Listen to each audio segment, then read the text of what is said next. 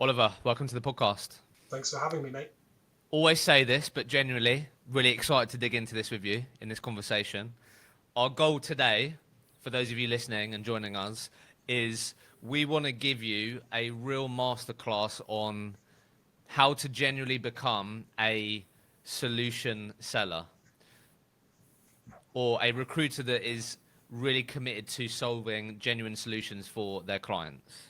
I was just saying to you before we started this, I think solutions has become a bit of an overused word, something that we easily say, like value, you have to deliver value. So really today we're going to attempt to really helping you all understand, what does selling solutions actually mean in recruitment? How can you go from maybe working on an exclusive contingent basis where you have good relationships and you really want to elevate your relationships to solutions and you want to be selling more technical, complex solutions. We're going to cover all of that. That's our goal with this today, where you can actually genuinely take away some tangible strategies on how you can do that, how you can achieve that. Because trust me, Oliver here has committed to work in this way, and you're going to learn a bit about that. So let me know if I get any of this wrong. Let me give you the sort of career highlight reel here, and also give everyone a bit of an insight into where you are on your own entrepreneurial journey, because you're in the trenches right now. So over a decade of employed experience, almost like 10 of that working for the Hydrogen Group, where you really had exposure to so many things there, working as a consultant, different markets, going to the US, a bunch of different things. But really where I think when we prepared for this, where things really started to take shape for you was where you really found yourself in this sort of client services role. And you did that solidly for nearly 4 years. And this is where you really then started to get exposure and started to sell solutions. And I think some of the highlights that we got here were your biggest statement of work deal that you sold, over $1.5 million with one account, a $370,000 retainer, 18 perm jobs. So you were in the trenches of doing it there. You then joined another business for a year and a half. And what was really interesting there was your sole job. I had these metrics written down, which was really cool. Your sole job there in the client services role was to generate recurring revenue from clients, increase the net fee income per account across the group, and really focus on any sort of statement of work, multi-hire solutions from existing businesses. So then again, you was doing it there. And then we started the entrepreneurial journey. So January 2023, started Loud Solutions, self-funded on your own. And for 18 months, we generated no revenue. Let's fast forward, because it didn't end there. It didn't end there. I know there was a lot of hard moments in there, but we then ended up actually in the end of the second year. We've been doing this for 2.5 years. So year two, so the last 6 months, generated $90,000. And that was a recurring revenue contract, which we're going to talk more about on here. And then where we are today, which is really exciting, is today we're at $48,000 monthly recurring revenue. These are 12-month recruitment contracts that Oliver's partnered with companies on. So he's building this type of business. You have a pretty lean business, one full-time employee, another full-time employee due to join, and then you've, over this time, built a bench of contractors and talent that sort of support you in different ways. That's the highlight reel. Mate, can I just hire you to do that for me, Hashem? That was better than I could do. Good job. Yeah, thanks, mate. Yeah, spot on. I was really lucky, to be honest, in the early part of my career. My time at Hydrogen, I joined as an associate consultant, as most do, and got a fantastic opportunity. Hydrogen did a really good job of training their employees at that point. I'm sure they probably still do, but what was really unique about that experience is I had the backing of a really big organization, but joined a very small team of 2 other individuals to set up the first ever US office in Houston, Texas, which gave me a really unique perspective of, making stuff happen from the ground up, right at the start of my career. So, yeah, really lucky. And thanks for that highlight reel. Yeah. Yeah, it was a Exactly, brutal yeah. 18 months. So But we'll get into we that. wanted to start with like just taking a bit of a step back and actually talking about this word solutions. But before we do, I think what would be helpful just to sort of round out the sort of context for people. And we'll get into this. We'll make sure that we've gone into a bit of detail on this. But do you want to just very quickly, at a high level, just go through? I've got it written down here. But do you want to just share quickly, Loud Solutions, the different services that you have? Because I think that would just be helpful.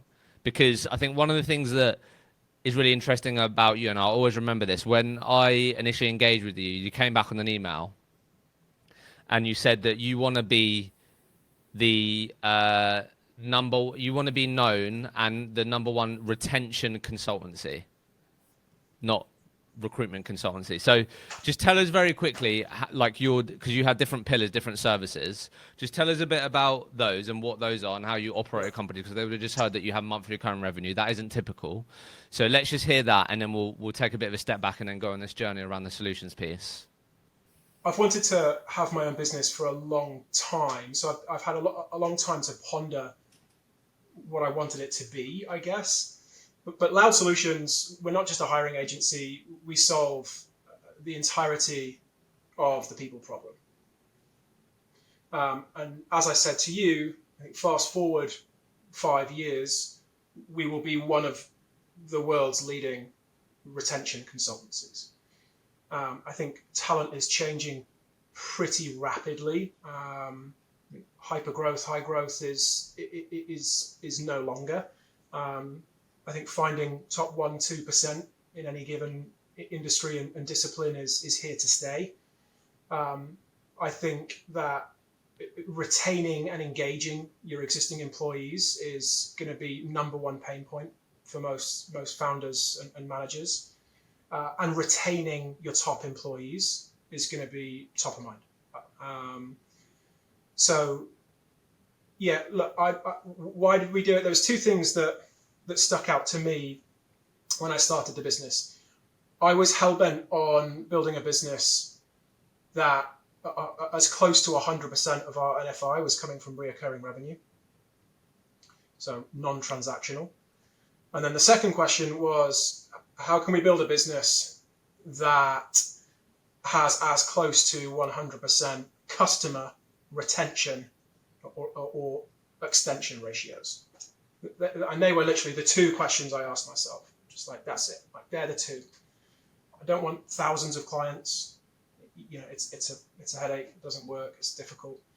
And how can I provide a service that's so sticky that customers couldn't imagine their own organizations without Loud Solutions? So that was the beginning, right? And yeah, fast forward to now, it seems a little bit more cohesive. The first 6 months to a year probably wasn't. It definitely wasn't that. But we offer end-to-end people solutions specifically to the early stage. We have a variety of different services or solutions that we offer, and we split them into company stages. So if you're a pre-seed or startup, or seed in some instances, we offer things like co-founder search or executive search. We offer capital raise introductions. So we are not a capital provider. We do not have dry powder, but we have 5, 6 now partnerships with funds and institutionals that we make introductions to for early stage organizations to get capital from. We have our kind of core service offering, which we refer to as PLM, People Lifecycle Management, which is a fully embedded service going all the way from HR ops to talent ac into employee engagement and performance management. And that's what we're hanging our hat on at the moment. That's what we're driving. And then there's a range of other services that we offer that in reality are created, poised, and positioned to enable us to land and secure more PLMs.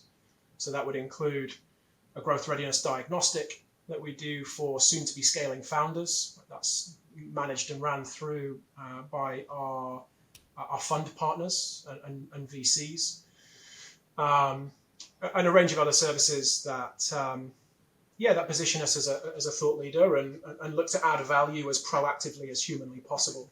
And that's something else that we'll touch more about. I think what I really take from that is, this is the cool thing about entrepreneurship. Like you can have an idea and you can take an action on it and you have to figure it out. But I think what I really liked there was you really, you worked backwards from the type of business that you wanted. And then obviously you've been on this journey to sort of really build these services and the solutions that fit that. So I hope that's really helpful context for people. Let's just go into this where maybe everyone can sort of relate, because that might feel like a real far reach for some people. But like I said to you, I think the solutions piece is something that is overused. Like it's something that I want to provide solutions. You have to sell solutions. You have to understand their problems. Like this is something that we talk about a lot on this podcast, which is why I really wanted to speak to you. So where do you feel like, you've been in this environment and you'll know other people in the industry, you'll know these things. Like where do you feel like people go wrong when it comes to solution selling, or like where do they go wrong when they maybe think about it, or where do they go wrong when they're trying to make that transition? What comes up for you there? Where do people typically go wrong when it comes to the solutions piece and being a solutions provider, a solution focused recruitment agency? So I'd split this into two separate groups. First and foremost, you'd have internal potential pitfalls and external potential pitfalls. So let's start with internal. Number one is stuck in a transactional mindset, right? So thinking too small or too narrow is the number one issue that I would probably see that's consistent across recruitment as a marketplace. Number two, having the same bonus structure in place to sell solutions and to sell contingent is a massive mistake. They're totally different businesses and therefore need to be compensated accordingly. For example, a sales cycle for selling a large statement of work is incomparable to selling a contingent search in a specific niche in a specific location. It's just totally different. So you need to have a think about how to separate that if you want to be successful. Third, having the business processes and structure in place for solutions separate to contingent. How are you actually going to deliver to these solutions that you're selling? What are the business processes to actually obtain these solutions? Again, totally different to acquiring contingent specific work. And the final piece, I guess, that I'd add to that is selling solutions and your other services in the same breath. It is a huge mistake, a huge pitfall. So let's make that easy to digest. If you're selling contingent and a retained solution, right, to the same client in the same situation, it's very, very difficult to land the retained solution.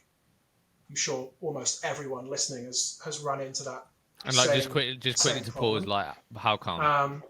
I mean, think about it logically, right? So, Hisham, you're a client. You're right, mate. How's it going? Yeah, I can help you with this particular search you've got going on. Either you pay me 25% of the fee in 3 months' time, or you have to pay me 20 grand now and then 20 grand at the First end. one, please. Which one do you want to do? Yeah, right. Obviously. Me too. Even selling it, I'm like, oh, just do contingent. It's probably better for you, to be honest, mate. And I get that it's not as simple as that, right? There's a lot of complexities into positioning yourself to in essence get money up front for providing a service, right? And I'm not just saying this one particular mindset or even change is going to fix that, but it's going to help a lot. If you go into that conversation and you say, you're right, Hisham, how's it going? Cool, yeah, I can definitely help you with that. I need 20 grand now, and then you can pay the remainder at the end. That's it. That's just how we work. You'd say, well, what about contingent? Like, we don't do that for this. Sorry. I'm like, all right. Again, preface. You're not going to win all of your business by just not talking about contingent, right? But I think it's a really simple fix that people would be quite surprised about how much it would actually help if they just stopped talking about additional services in the same breath of solutions. Now I've gone down the retained kind of arc there. There's a lot more to it, but I think that's a big area of where people go wrong. It's a good example, like just to sort of emphasize that. I think you, like, from a lot of the conversations that I've had, whatever the solution is, like, we could be talking about statement of work, we could be talking about your service and how you structure it retained. I think anyone that I speak to that works more consistently in that way, and that's sort of where they want to end up, like you did, you committed to wanting to work this way with companies. Whenever I do sit down or speak to people, typically they'll say there isn't any other option of working with us when we go through it. So like that is something that comes up a lot. And I think also then, just, I don't know what you think about this, just very quickly to sort of close down that point. I think what you can also then end up running into is you also could end up positioning that retained service, which for the most part is probably going to have different mechanisms in there that should be more useful, valuable, solve more problems beyond getting that person that they need. So it's a more valuable service at a cheaper price. And they use it as they sort of use the cost mechanism to be like, look, contingent, it's going to be 30%, but if we work in this way together, we're going to do more. We're going to do more work. We're going to deliver more things, but it's going to be 8% less. I think that can also end up happening when you're doing it in the same breath, when you're doing it in the same presentation or approach. 100%, right? Because it's logical, because and the reason for that is totally psychological. Basically, if you're talking about these two things in the same breath, you're saying, give me something up front, right? Or pay me the entirety at the end. And because you're saying that, you feel like you have to provide more. You're like, oh, I know you're going to give me 10 grand up front. So like, what I'll do is this and that and extra. Right. So actually it's less, overall. The point is they're totally different things. They shouldn't be even thought about, let alone talked about in the same breath. And you've touched on something there, which is what else you can offer, like when working in this way. And that's kind of the beauty of solutions as a whole, is when you go above contingent and when you step into the solution world, you can operate as a thought leader. You can almost deliver all of the things that you promise you could in contingent, right? Whether that's improving the interview process or talent scorecarding or improving the quality of their hires, right? You're so intertwined and engaged in their business that you can actually be a thought leader. Whereas if it's just contingent, it's contingent, which everyone knows how that is and what that is. Okay, very quickly, because this is a very good question, and I want to make sure people are fully aware of it. So we talked about internal potential pitfalls, external potential pitfalls. Number one is selling on cost reduction. So what we're just talking it's about? It's a massive ick. And why is that Correct. external in terms of like Absolutely. how you're communicating it externally is what you mean, like how it's received externally? Right. Okay. Correct. Yes. And the answer to that question is, if you're solving a real problem, they'll pay you double. That's selling on a cost reduction immediately negates the benefit of the solution itself. So you're either, or it won't work, right? Because they feel like something's amiss. And more often than not, if you're selling in that way, you're not really selling against the actual pain point, or you don't understand what that pain point actually is. And people fall into that because they try to fix a problem with a solution that they already have. And in most cases, that's actually hiring, right? But if you go into this and you really want to understand a problem without your own preconceived ideas as a potential outcome, you can go into it and really deep dive into a problem in a more authentic way. So, for example, Mr. and Mrs. Hiring Manager, what's the actual problem here? Okay, well, we're interviewing a lot of candidates. We're bringing them through the interview process, and we're just not necessarily landing many. So we're making offers, and our offer to hiring ratio is really bad. For example, I'm making it up. But then the real problem there, you dive a little deeper and you'd probably figure out it's not necessarily the quality of the candidates or even providing more candidates. It's fixing the interview process and maybe deep diving a little more into how they're actually managing that process themselves. Right? And again,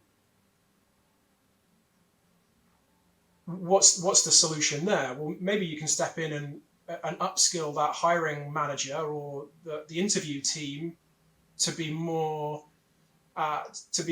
effective in the interview process. That's a great value add. If you could go and offer that to a bunch of customers, right? Would they pay for that? Sure, ask them. Tell them what it is.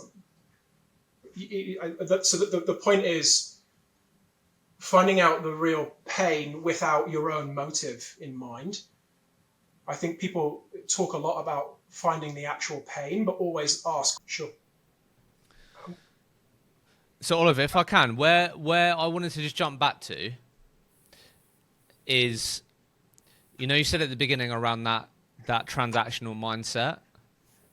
That's where I just want to go to for a second, because honestly, that's been the most consistent thing that I've heard from recruitment managers or recruitment leaders, where if I'm listening right now and I'm learning from you, I want to be able to have those conversations with hiring managers, with leaders, with the executive team about problems, about issues.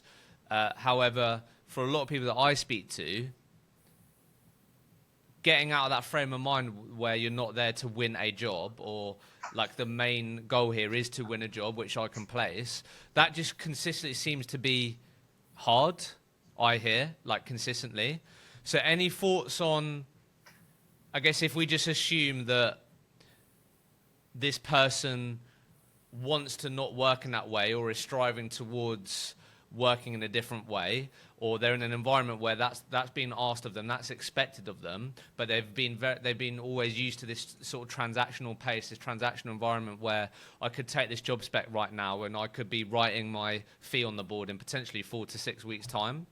Like, how do we, and there's not a silver bullet, it's not going to happen over time, but what comes up for you there? How do we, because I'm sure you've seen this, maybe you had to go through it yourself when you was employed, I don't know. How do we try and, let's talk about that for a sec, because I know that's an issue. Cool. So first and foremost, that's a really big presumption. So I would argue that a lot of people say they are ready or they want to move away from a transactional mindset. I would argue they haven't actually thought about what that means enough. And that is probably one of the determining factors for them, let's call it, slipping back into a transactional service offering. So that's kind of top of mind. And I'm not going to be able to unpack that in this session. However, how can you start to be a little bit more solution focused? Right, that's a good transition. And first and foremost, it's completely individualistic. How you become good at anything, right, needs to be personalized. This is not a one size fits all, that there's 4 steps to this and then all of a sudden you're selling reoccurring rev solutions tomorrow, right? It's not about that, right? You need to figure out why you're actually doing this, like for the business and individually. For me, I fell in love with solutions because I see it as one of the few ways to actually build a really robust business, like a sustainable business. I just hated month after month needing to get back up to X to even survive. Right? It's just anxiety inducing, and I don't really have much anxiety, but it's brutal. And I also think it's one of the few ways to really add actual impact into a small customer base. And third and finally, it's probably the only way, I would guess, to sell a talent company for double digits multiples. That's not necessarily why I'm doing it, but if you've got 95, 100% of your revenue coming from reoccurring, you're a totally different business to one that's only bringing in 40, 50% of it. So right off the bat, I knew that I liked solutions, right? And I thought recruitment was really transactional. And I thought, solutions were my way around that. And we've talked about defining your why, like why are you actually doing this in the first place? Linked back to a recruitment point of view, what are you actually trying to fix in your business? I would guess it's reoccurring revenue, right? And increasing your reoccurring revenue. I would guess it's increasing the longevity of your clients. And I would guess it's linked to the amount of NFR you are getting on a per account basis. And that, by the way, I think is the most under-trapped ratio across the entire market. Wait, so highlight that. Sorry, I butted in. What is that? So everyone's going to be different. I don't know. I would love to see what the industry average is, but at both of my previous employers, the amount of revenue, the average amount of revenue on a 12-month basis that you would get in across all of your customers is shockingly low. Right? It's like, I think in both cases it was below 40,000, I think. Right? It might even have been less. I can't necessarily remember. But it's absurd, exceedingly low.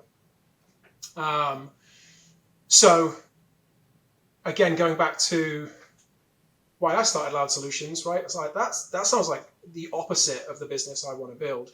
I would much rather have 10 customers that are getting me everything, and there's risks to that as well. But again, that's my why. Figure out your why is the point. Now the question is, how do you become actually good at solution selling? So first, figure out why you're even interested, right? And then top of mind for me is adapt a problem-solving mindset. Identify what your clients actually need, not just what they're asking for, right? Or what you can offer. Like, what are they actually needing? Focus on long-term solutions rather than quick fixes, right? If you can fix a problem in 30 days, it's probably not a solution. Okay. And ask the right questions to uncover actual hidden pain points with no agenda. Like, remove the mask of talent as best you possibly can. Shift from contingent solution-based selling. So that means don't just sell placements. Okay. Instead, focus on actual services that add value. For example, I think the recruitment industry overlooks some of the value they could offer effective immediately. Things like hiring processes, things like talent evaluation, things like retention programs. I would argue that recruitment actually has a really good understanding of how to retain talent, probably better than some of our actual customers do. And look at ways that you can bundle them into recurring revenues, right? And projects and programs, all with long-term partnerships in mind. Think beyond talent, right? Hiring should be an outcome of a good solution or partnership, not the entirety of it, in my opinion. What else is top of mind? Something that I am thinking a lot about at the moment is proactive value add or specifically proactive service offerings. At Loud Solutions, we've got 50 plus clients, I think, at the moment that we have either made a placement for or have introduced to a funding partner free of charge on a deferred payment basis. What does that mean? So Deferred payment, what do you mean? That tells you how actually crazy I am, because we've done that on a deferred payment, and 18 months went by and the mortgage was pretty tight. So what do you mean? Give me an example. What do you mean? Like you introduce someone and then deferred payment. What do you mean? You don't have to pay me for it? So there's a range of. I'm trying to crack down on this a little bit before this goes to the wide world and everyone comes to me for a CEO search. What do you mean? I just want to make sure we're on the same page. What would the deferred payment mean? So help customer with senior or critical hire, fill that role or multiple roles, and payment would be owed either on a funding round or a success metric to the business. Interesting. So that, and this is going to be too extreme for many, right? But I've taken this to the extreme that I truly believe that making a placement isn't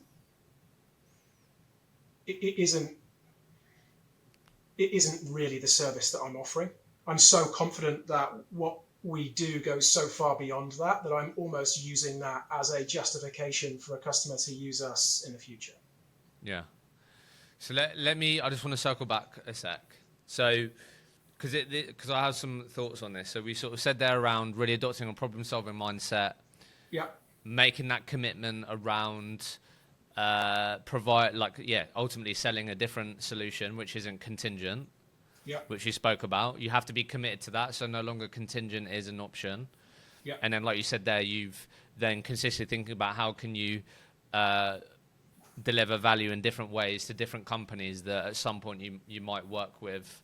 What I wanted to come back to was this first point, and I just want to get a bit tactical here as we sort of maybe delve a bit more into the how around getting closer to maybe selling your first retainer or selling your first multi-hire solution, insert whatever solution that you want.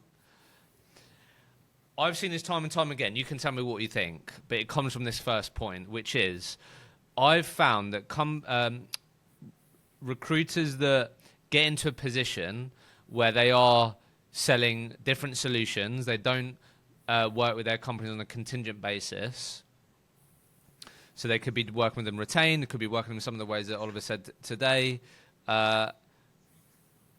It's all downstream from conducting good quality discovery meetings, discovery calls, whatever you want to call them. That's sort of what my thesis is. And the reason for that is because it basically means that you conduct a meeting, you conduct a call where you don't talk about the job and you don't talk about the person that they need. And you spend the entire time, like you said, which I really like the insight you're given here, is you ask questions around things that isn't about the service that you give them. You ask them questions around commercials, around the business, around how do we get here in the first point? Why are you even looking to hire this person? Where are you trying to get to? What happened last time?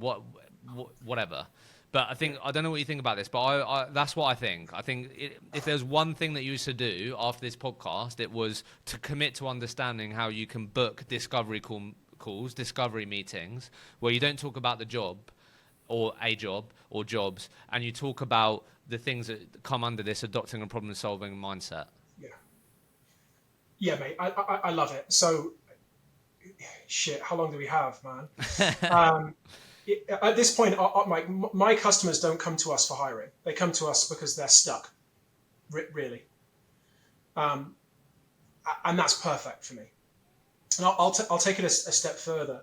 So we have designed something that we call a GRD, or a growth readiness diagnostic, which is an evaluation for a soon-to-be scaling founder to assess where they are right now, where they're trying to go, what potential blind spots they have, and a clear, concise action plan. Simple as that. And you conduct this for them, like they give you this, right? Yeah. So two it like choices. A survey or something like that? Yeah, we run through it together. It's two options. This is a paid service, by the way. $500 for an hour, or $2,000 for 5 hours. It's used by our fund partners in the due diligence. So they're actually using this data during the due diligence to assess whether or not they're fundable.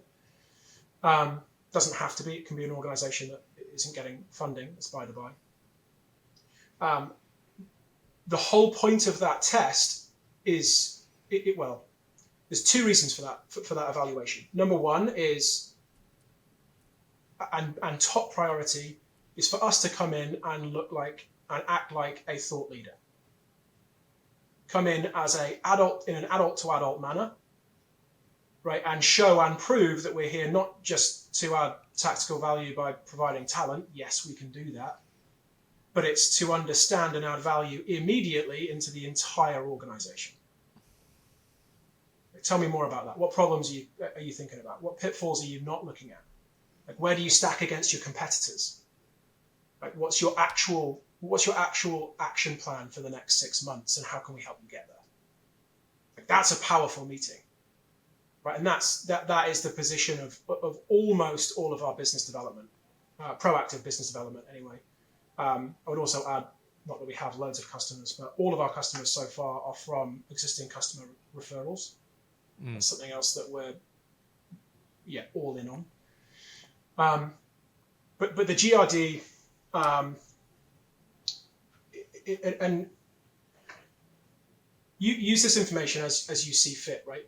The point of that is A, to be a thought leader, and B, to actually obtain information that you can then utilize to go and design and create a solution that is actually meaningful for that particular client. But there's no point having a conversation with a client and being like, oh, we're the best at insert X niche hiring, right? And the founder or CEO is like, great, I couldn't care less, really. Like, when his real problem is we're only hiring 1 or 2 over the next 12 months, but actually top of mind is, how do I elevate the 10 people I do have from B players to A players? Right? And recruitment leaders might be looking at that and thinking, well, I'm not an L&D company. Well, why not? Like, what's stopping you from being that? What's stopping you from being a consultant? Like, you have coached all of your grad hires from the last decade right into what they are now. Why take some of that learning and use it external? Right? That's not the point, right? The point is, a test like that and an evaluation actually allows you to understand true pain points and design a solution specific to every individual customer you speak with. What would be, obviously not going to get you to share the IP here, it's stuff that people pay for, but what would be like some of the categories, for example, that you would get data on? Like, hiring might be one of them, or people might be one of them. Is it then operations? Is it, I don't know, like, do you know what I mean? What would be some of the categories that... Yeah, so we do a full company-wide department overview. So everything from ops, depending on the industry, to scientific, to technical. We look at the company vision, objectives. We then do a real deep dive into each department, which is kind of the secret sauce. for the organizations that get that far, then get an actual score, an assessment linked to other organizations at their stages, and then they get a score linked to their viability and scalability. That is then, redesigned into, this is what you have to focus on for the next 30 days, this is what you should focus on next 60, and this is a good outcome from the next 90. Because where my mind goes almost is like, can you just take what you've shared there and sort of, maybe not try and get to that point, that might not be a goal of yours, but actually could you take that same principle and apply it to your discovery calls? Like doing that diagnostic on that call, right? Because I'm sure, because your sales process, like, do you have some sort of call, which I'm assuming is quite discovery led, that then goes, well, actually, from what we spoke about here, my best suggestion is going to be that you complete our growth diagnostic. Yeah. Or I don't know, like, is that what is the typical sales process in? So, yes, absolutely. You could. The point is, and your original point stands, a really good evaluation and diagnostic as early as humanly possible in the process is absolutely mandatory. I'm sure everyone else is, maybe they're not, and I'm just shit at business development, but it's really difficult to actually get meetings at the moment, right? Like, top of the sales funnel is a massive challenge. And we are using our GRD as actually the hook in our business development. So rather than, all right, Dave, you've just got seed. I'm consultancy/recruitment company 4,512 today that's reached out to you. We can help you with your hiring. It's, we have a growth readiness diagnostic for you to evaluate how ready you are to scale over the next 12 months. Let's evaluate what your priorities should be and uncover what your blind spots are effective immediately. And that, I don't care who you are, that's much more powerful than, let's jump on a call to figure out what you might need in the future. If you can, if you're good enough, and if your cold calling actually works and you get through to the right person and the actual decision maker, can you do that diagnostic and deep dive then and there? Yeah, absolutely, 100%. I find it to be more effective when it's pre-scheduled and pre-booked and paid for, because you get 100% of people's time rather than 30% of it. This is what I was going to ask you, because I know this is something that people will run into, and you're sort of talking about it here, but I wanted to get your sort of take on it. And it feels like it sounds like you're sort of figuring it out. But I do think one of the, let's just say we've sort of overcome that hurdle of the mindset piece, where we understand why we want to work this way, why we want to work with our customers this way. We want more predictability. I want to work with less clients, but more meaningful client relationships. Insert your sort of why there. Okay, we're now getting into the process. Well, in order for me to do that, I need to really get a better understanding of how we can help these organizations. What actually are their issues beyond, I need a software developer tomorrow. So we're then thinking about discovery. I know that's something I need to do. I need to uncover problems. I need to not think about quick fixes. And I need to get time with these people to, like you said, uncover these things. However, as you just pointed out, these organizations, these decision makers, these hiring managers will be inundated with sales messaging, candidate profiles that might be interested at the right time, insert whatever type of sort of sales activity, right? So what I'm leading up to here is, how do you think about, and it seems like you're using the growth diagnostic to help with this, but what would your sort of advice be to people around how can they make it compelling enough for the hiring manager, for that decision maker to want to give you that time, to want to speak to you about not jobs, not hiring, but about issues, about challenges, when they're so used to that transactional piece, and be like, what have you got for me, Oliver? Yeah, I'm happy to have a call, send over the CV. Do you know what I mean? Like I don't know if you thought about that. It seems like maybe you're figuring it out, but how, because I do think that's part of the issue here, is like, how do we make it compelling enough? Why is it worth their time? How do we make it compelling enough for them to go, yeah, Oliver, happy to jump on, with the frame that we're not there to talk about hiring and I've got a candidate for you, which is what a lot of these people are so used to. Yeah, really good question. For me, it comes down to proactively providing services. Like, what can you give to them proactively that actually might help them immediately? Right, and maybe it's not as far as providing a candidate for them. Maybe that's too extreme, right? But what else can you do? Like, do you have a talent scorecarding internally that you use? Like, is that something that's low charge, easy effort to provide? I'm not doing anything that hundreds of people aren't already doing, right? But we're walking into the new age of like give before you get. And if in your business development strategy at the moment, in the first couple of points of any sequence is tell me a problem, right? Or let's jump on a call for you to tell me how I can fix your problem, you're not going to get anywhere.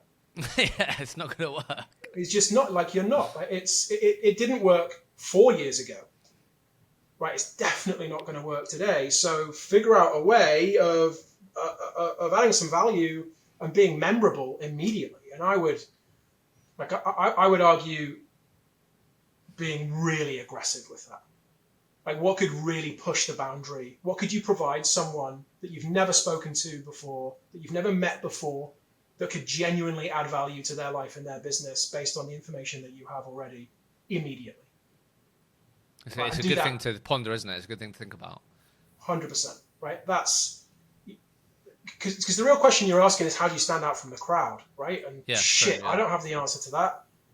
Like, it's 2025, man. Like, it is difficult. Like, unless you've got 100,000 followers on LinkedIn, even at that point, I don't know.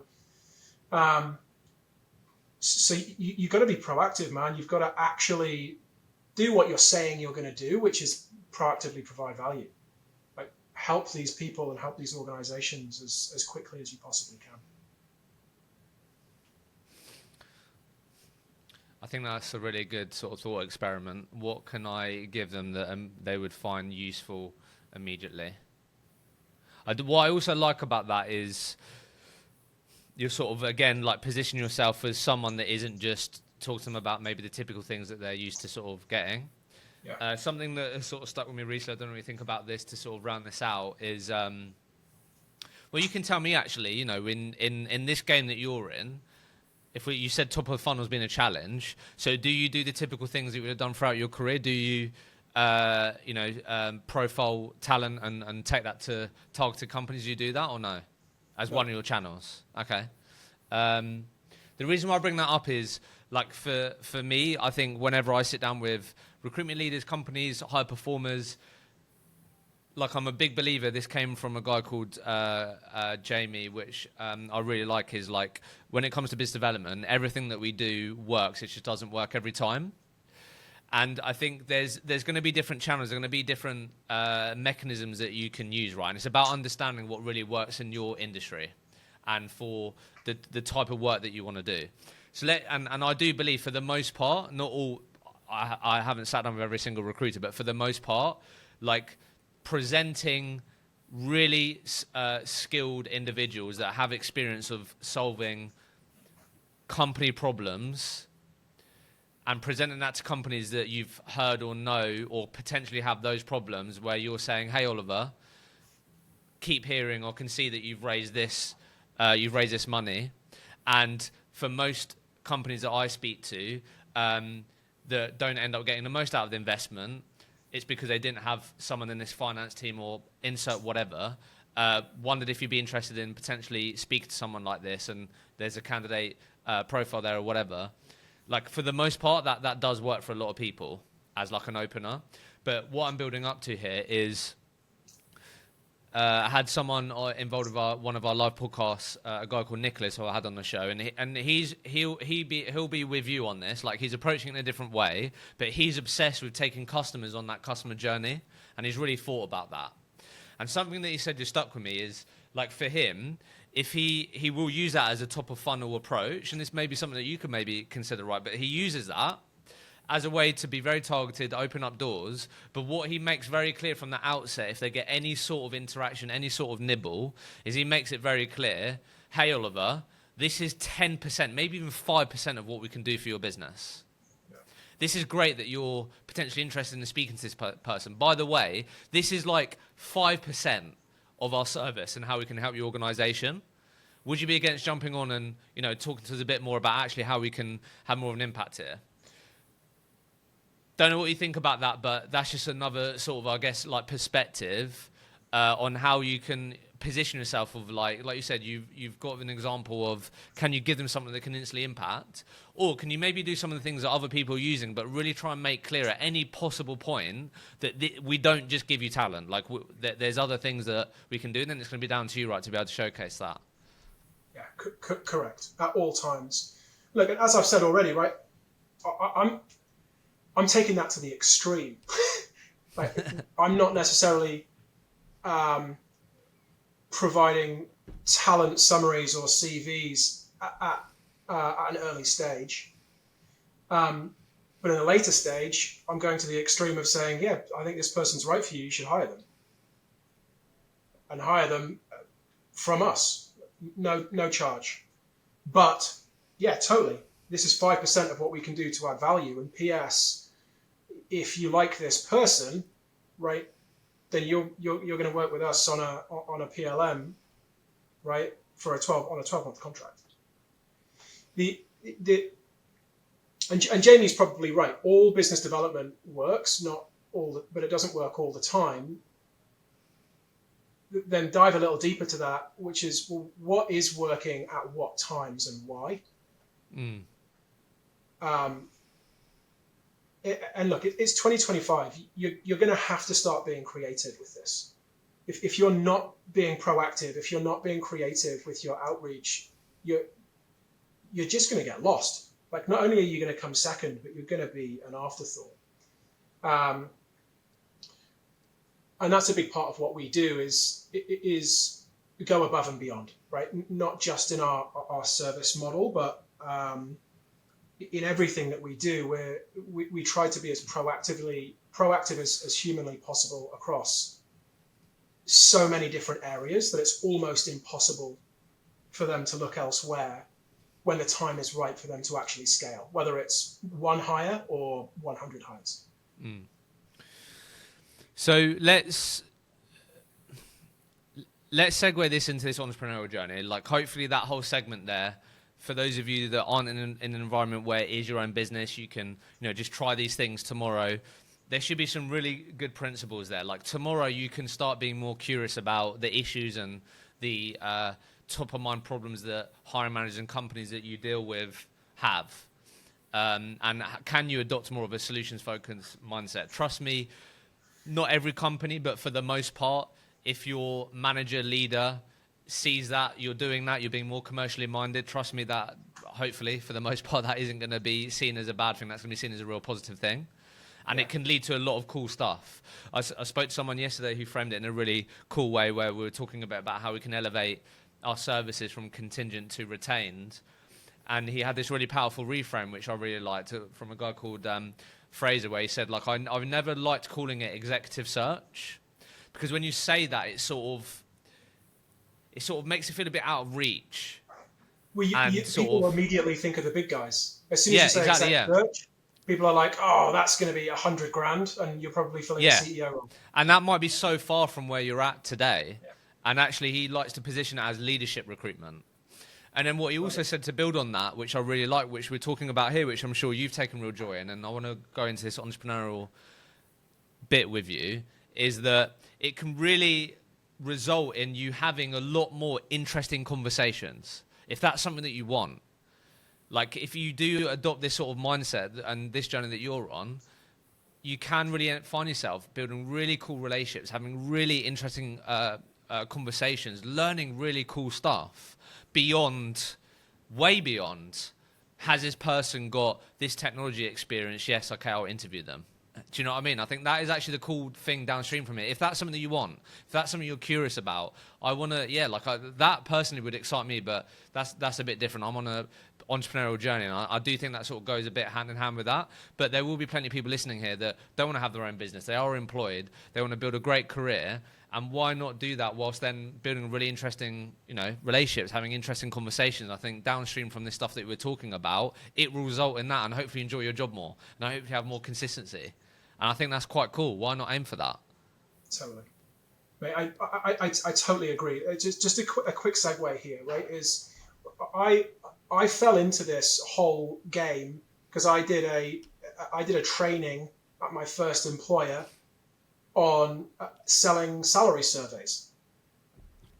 Like that was what I did 11 years ago. And I was like, hang on, this is fucking great. What? I can take this to a client and they can pay me 15 grand because I know all of the salaries they have. Now, you're not going to be able to do that today because obviously the world's changed a little bit. But like selling that was just the beginning, right, to one of my largest clients that I ever had.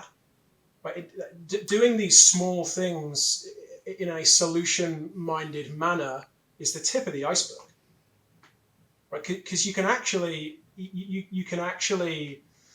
infiltrate an organization in the most positive manner and operate in an adult-to-adult environment, and that's the end goal. And it's enjoyable. I totally agree with you, right? If there's some more junior or even middling part of their career consultants, like this stuff is really fun. Like it's really cool to get on a conversation with a client and be like, talk to me. Like what actual problems do you have, right? And how can we figure out a way to solve them?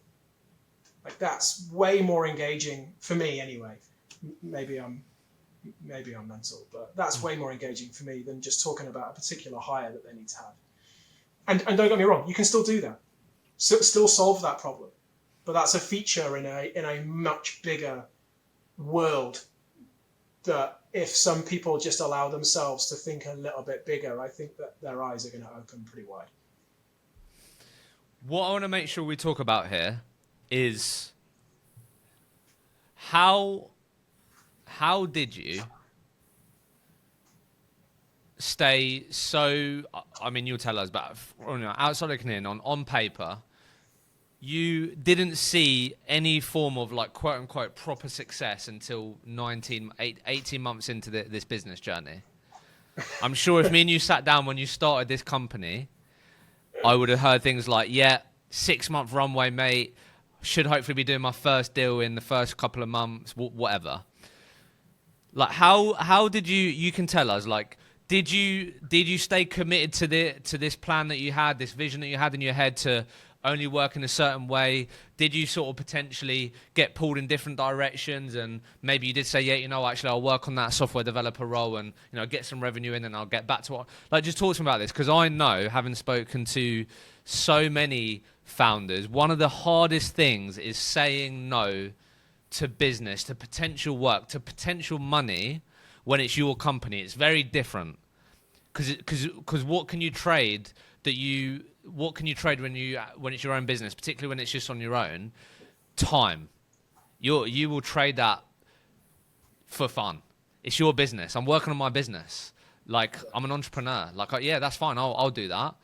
So talk to us about this. 18 months. That is a long time. that is a long time, man. Like, how did we come out the other side of that? How did we prevail? Whew. Man, way too long. So many fuck ups along the way, and I wish that I could stand here today and just be like, no, it was the mission and it was the vision, and I never wavered, and it was perfect. It wasn't like that at all. It was. The first 6 months really were just such a shit show. Like every single possible pitfall and error you can possibly fall into, I did. I didn't didn't have the solution and product nailed down, was doing little bits of everything all over the world in no specific market, trying to do a quick deal here or there on a contingent basis. And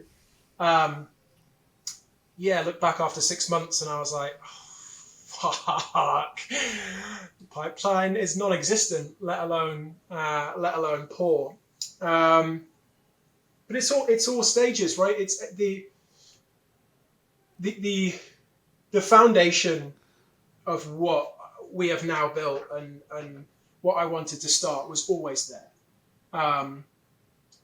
It was always build a business based on reoccurring revenue with customers we can grow alongside over a long period of time. Like that's it. It's never necessarily wavered. My energy and time and focus, all over the shop. Short term for sure. It's still probably too all over the shop now. What do you mean by that? What you were susceptible to being what distract? What do you mean? I mean, super dyslexic, ADHD, and super excitable extrovert. Right, that's a dangerous combination of just like, fucking hell, there's something shiny over there. That looks fucking awesome. And I've got much better. I have got much better at it, but there's responsibilities now that, for a variety of reasons, that allow me, and I've improved as a human, but there's processes that I have in place and habits I have in place that limit the amount that happens. But over the last 2 and a bit years, it's happened a lot. I was lucky because I had 2 really good advisors, one of which has kind of been with me since the start, who after basically a complete meltdown after year 1 really helped refocus me and what I'm doing. And 18 months came around and you get your first customer and then you think, bloody hell, we've done it. Let's go and look at some other shiny things because that's fixed and we'll probably have 20 live clients on that model in 3 months. And then lo and behold, you don't. Yeah, it wasn't a straightforward journey, right? There was a lot of up and downs. And I think specifically middle of 2024 was a big turning point for me and for the business. I often talked about just getting one, right, in the early days, and the model that we have complements that.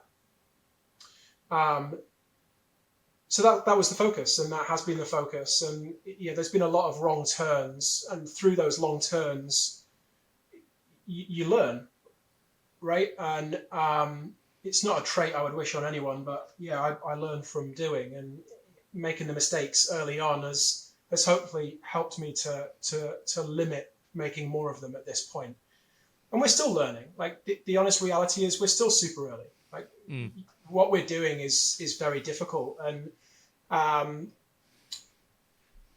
there's not a simple answer to a lot of elements.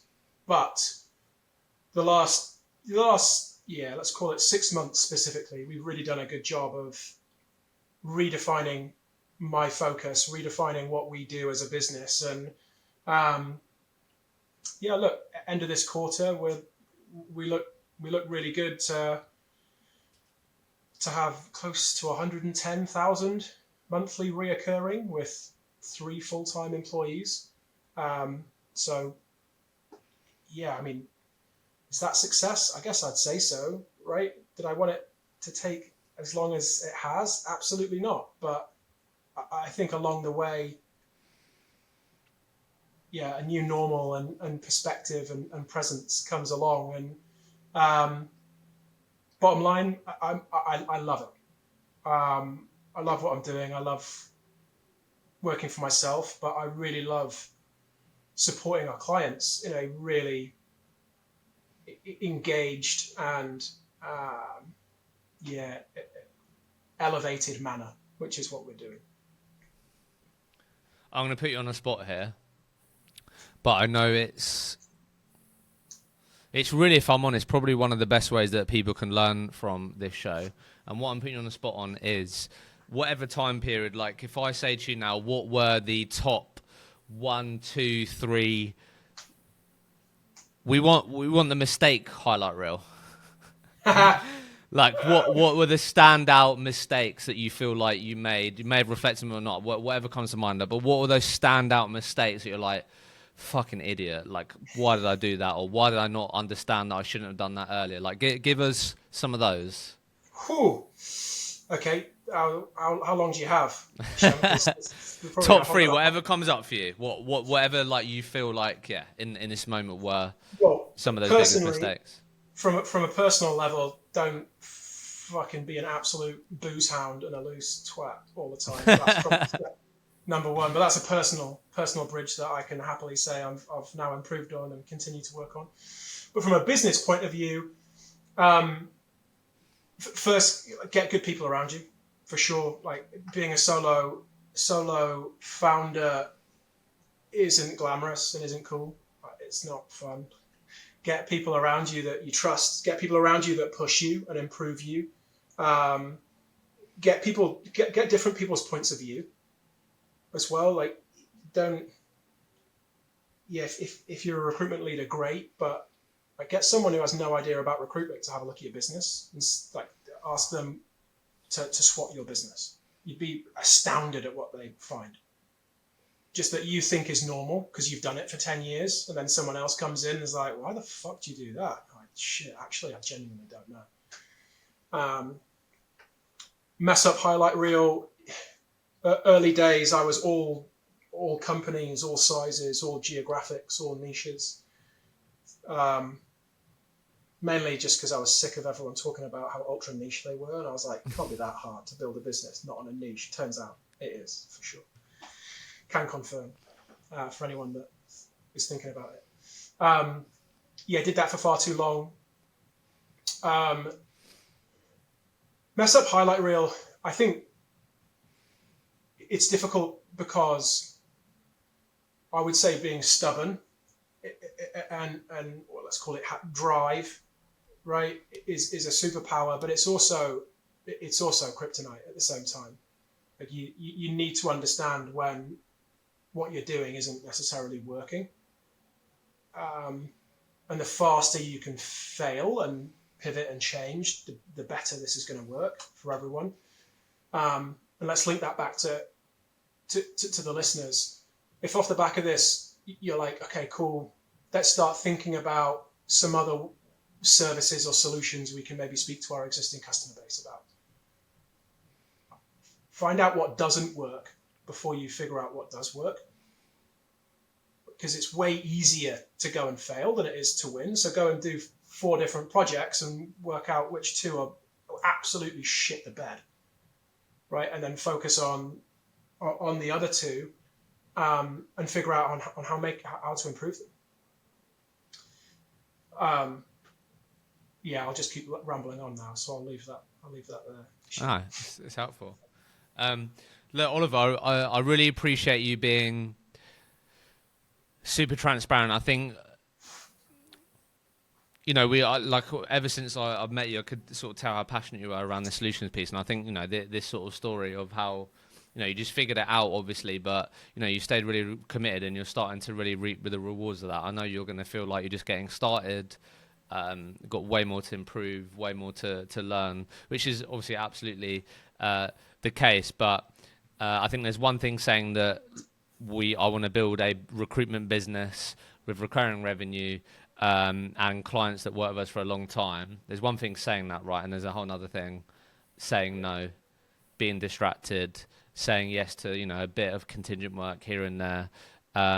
But you've stuck it out, and I'm sure there's going to be plenty that you're going to run into, more challenges. But what I always find, which I always have to try and remind myself, is I can ask you it now. I'm sure that you wouldn't change those 18 months because of everything else that you learned. Yeah.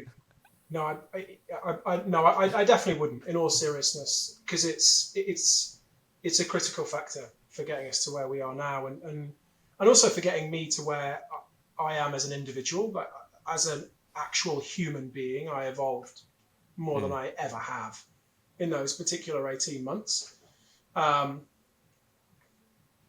So I appreciate that, and saying no